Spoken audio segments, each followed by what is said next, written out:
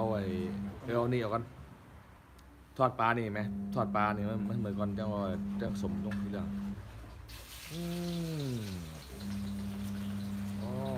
มา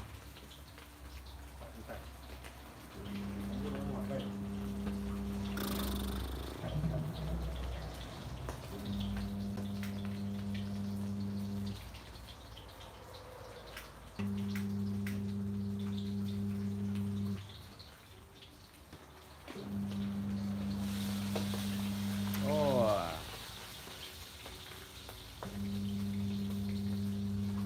เชฟจากตรงมาจากเรียกว่าอะไรก่อนกระตาลั่วเชียงกระตาลั่วแฟนไม่มีกำลังหาอยู่ใครสนใจติดต่อ